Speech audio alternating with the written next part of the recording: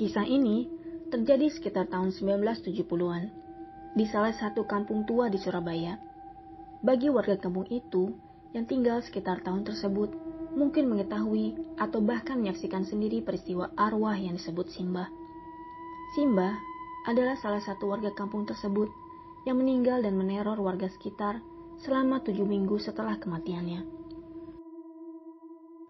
Hal ini berawal dari meninggalnya Simbah karena usianya yang sudah sepuh. Sehari setelah dia meninggal, saat menjelang senja, salah seorang warga melihat sosok Simbah di ujung gang kampung dengan pakaian serba hitam compang-camping dan rambut panjangnya yang tergerai berantakan.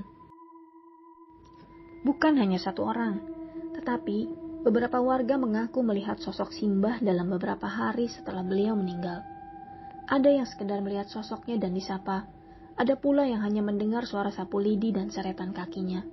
Bahkan, ada yang mengalami kejadian lebih intens, seperti dikejar dan merasa kakinya dipegang.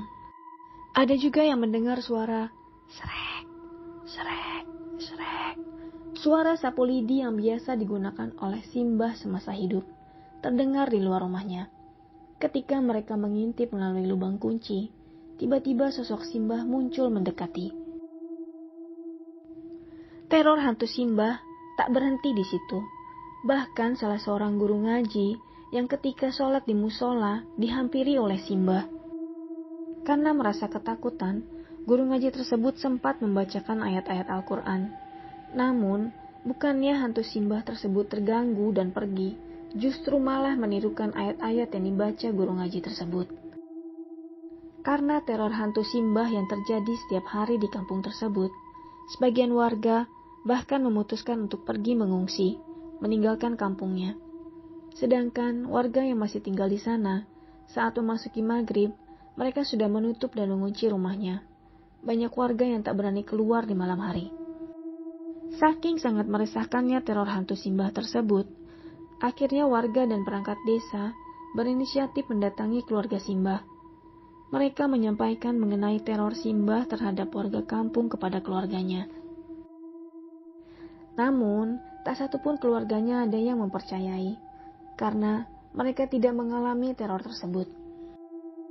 Baru ketika salah satu cucu Simbah menceritakan bahwa Simbah masih sering datang pada malam hari untuk menyisir rambutnya sambil nembang lagu Jawa hingga ia tertidur, anggota keluarga lainnya mulai percaya.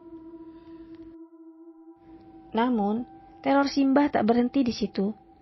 Suatu ketika, pengurus masjid yang datang di waktu subuh mendengar suara Simbah sedang mengaji di dalam masjid.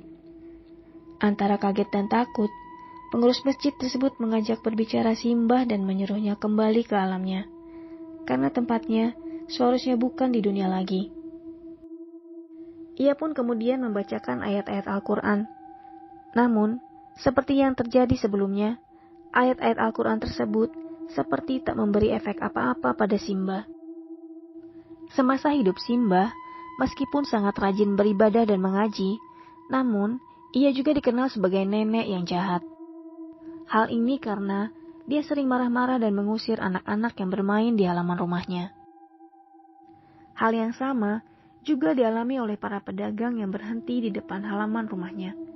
Tak hanya itu, Simbah bahkan tak segan-segan melemparkan barang atau menyiram air untuk mengusir anak-anak atau pedagang yang ia rasa mengganggu.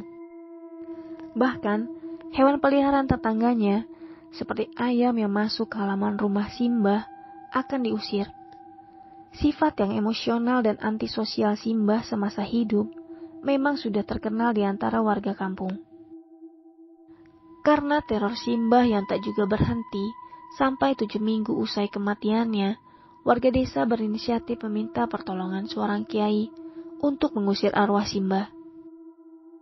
Akhirnya, seorang kiai yang punya pondok pesantren di dekat pesisir pantai Surabaya datang untuk membantu warga menghadapi teror Simbah.